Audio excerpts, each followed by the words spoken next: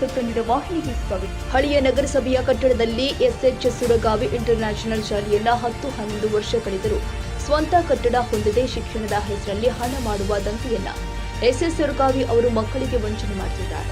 ಈಗಾಗಲೇ ನಗರಸಭೆ ಅಧಿಕಾರಿಗಳು ಶಾಲೆಯನ್ನ ಖಾಲಿ ಮಾಡಲು ನೋಟಿಸ್ ಕೂಡ ಜಾರಿಗೆ ಮಾಡಿದ್ದಾರೆ. ಅಷ್ಟೇ ಅಲ್ಲದೆ ಶಿಕ್ಷಣ ಇಲಾಖೆ ಅಧಿಕಾರಿಗಳು ಏಪ್ರಿಲ್ 13ರಂದು ಪತ್ರಿಕಾ ಮಾಧ್ಯಮ ಮೂಲಕ ಸುರಗಾವಿ ಇಂಟರ್ನ್ಯಾಷನಲ್ ಶಾಲೆ ಮುಚ್ಚಲಾಗಿದೆ ಎಂದು ಪತ್ರಿಕೆಯಲ್ಲಿ ತಿಳಿಸಿದ್ದಾರೆ. ಪತ್ರಿಕೆಯಲ್ಲಿ ಬಂದ ತಕ್ಷಣವೇ ಶಾಲೆಯವರು ಮಕ್ಕಳಿಗೆ ಅಡ್ಮಿಷನ್ ಮಾಡಿಸಿಕೊಳ್ತಿದ್ದಾರೆ.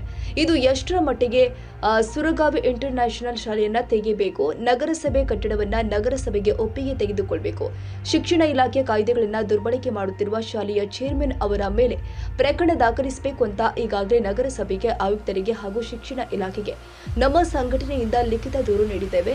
ಆದಿಜಾಮ್ ಭವಂತ ಸಂಘದ ಸಂಸ್ಥಾಪಕರು ಆದ ಚಂದ್ರಕಾಂತ ನಡಿಗೆ ಅವರ ಮಾಧ್ಯಮದಲ್ಲಿ ತಿಳಿಸಿದ್ದಾರೆ. ಒಂದು ವೇಳೆ ಮೇ 14ರೊಳಗೆ ನಗರಸಭೆಯು ತಮ್ಮ ಕಟ್ಟಡವನ್ನು ತಮ್ಮ ವಶಕ್ಕೆ ತೆಗೆದುಕೊಳ್ಳದಿದ್ದರೆ ಹಾಗೂ ಶಾಲೆಯ ಬೋರ್ಡ್ ಅನ್ನು ತೆಗೆದೇ ಇದ್ದಲ್ಲಿ ಮೇ 15ರಂದು ನಗರಸಭೆ ಮುಂದೆ ಪ್ರತಿಭಟನೆ ಮಾಡ್ತೀವಿ ಅಂತ ಎಚ್ಚರಿಕೆ ನೀಡಿದ್ದಾರೆ.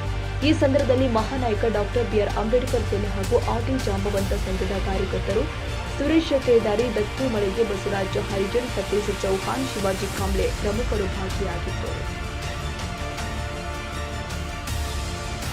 ತಾಜಾ ಸುದ್ದಿಗಾಗಿ ಎಂಟಿವಿ ನ್ಯೂಸ್ 24x7ಗೆ ಸಬ್ಸ್ಕ್ರೈಬ್ ಮಾಡಿ ಮತ್ತು ಬೆಲ್ ಐಕಾನ್ ಅನ್ನು ಒತ್ತಿ. ತಪ್ಪದೇ ಲಿಂಕ್ ಶೇರ್ ಮಾಡಿ.